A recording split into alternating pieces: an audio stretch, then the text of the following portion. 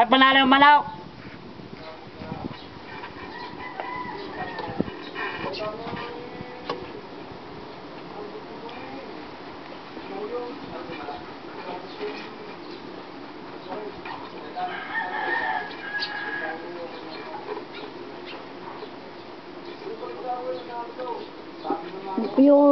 Yung ano, tubig, kaya hindi ko na rin...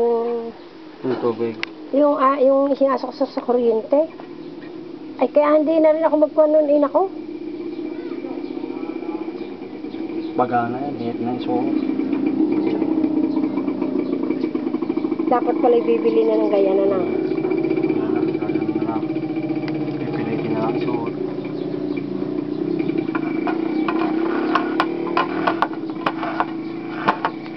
Wholesale, putang anong ito.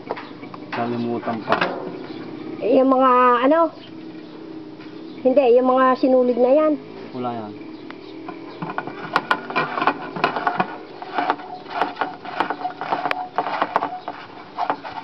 One to ang bilhin nyo din eh. One to. Oo, iba-iba ang presyo niyan.